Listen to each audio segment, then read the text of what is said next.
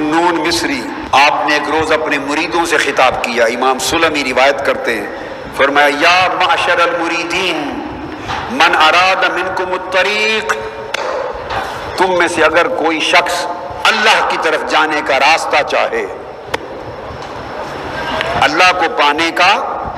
راستہ چاہے تو کچھ آداب سیکھے،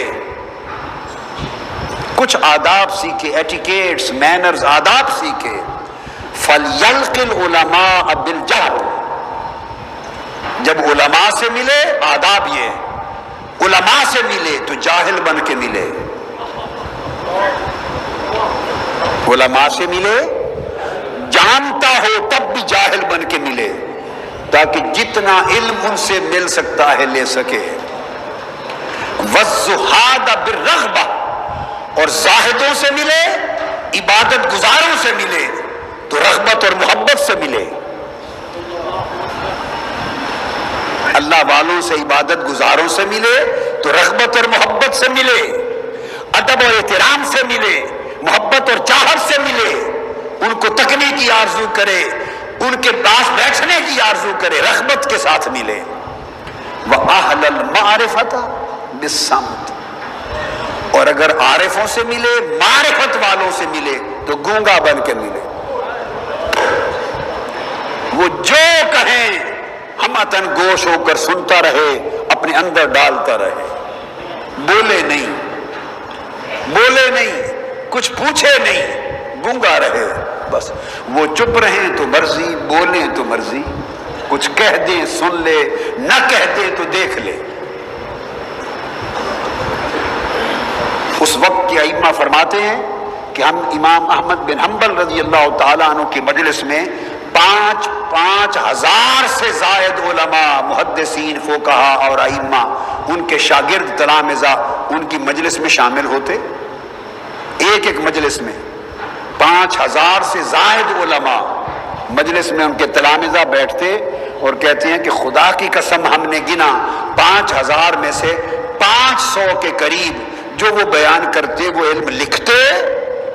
500 کے قریب ان کے علم کو لکھتے، اور بقایا ہزارہا لوگ لکھتے نہیں تھے، صرف ان کو تکتے تھے۔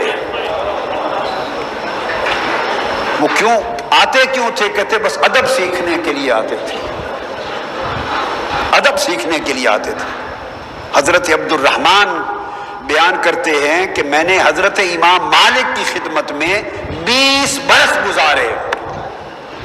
اصول علم کے لیے کتنے؟ 20 برس گزارے، اور 20 برس میں امام مالک نے 18 برس تک مجھے صرف ادب سکھایا،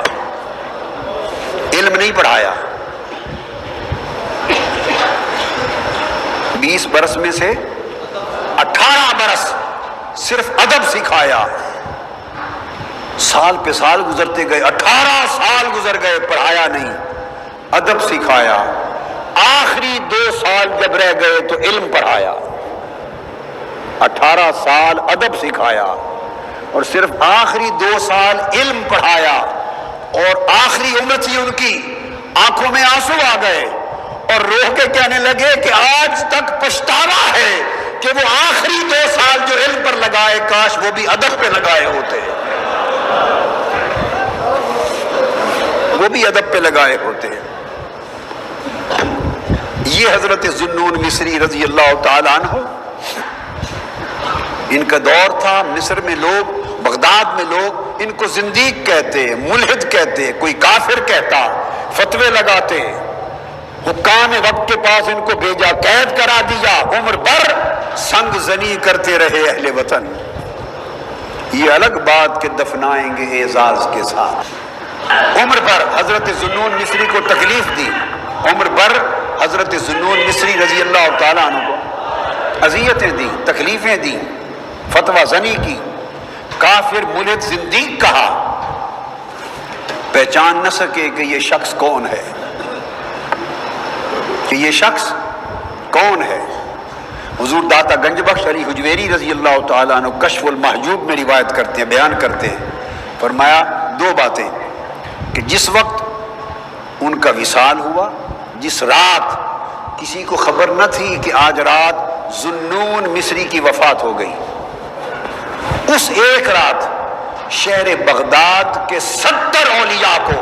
تاجدار کائنات کی زیارت ہوئی۔ 70 اولیاء اور اللہ والوں کو، خوش نصیبوں کو حضور علیہ السلام کی زیارت ہوئی، اور ہر ایک نے دیکھا کہ حضور بغداد تشریف لے آئے۔ ہر ایک نے ایک ہی خواب دیکھا،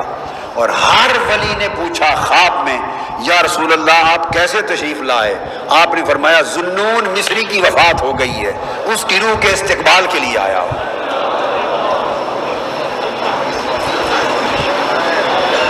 دنیا دھارے مار کے روتی ہوئی صبح اٹھی تو ان کو خبر ہوئی کہ یہ ذوالنون مصری کیا تھا، یہ کون مرد تھا۔ ہم عمر بھر اس کی گستاخی کرتے رہے اور زندیق کہتے رہے، مگر وہ جا چکے تھے دنیا سے، وہ جا چکے تھے۔ جب وہاں پہنچے تو نور کے کلمات کے ساتھ ان کے ماتھے پہ لکھا تھا حبیب اللہ، کان حبیب اللہ ومات فی حب اللہ، اللہ کا عاشق تھا اور اسی کے عشق میں وفات پا گیا، اور اللہ کا محبوب تھا اور اسی کی محبت میں وصال فرما گیا۔ سخت گرمیوں کے دن تھے، ان کا جنازہ اٹھایا گیا، اطراف و اکناف سے ہزاروں لاکھوں پرندے جمع ہو گئے۔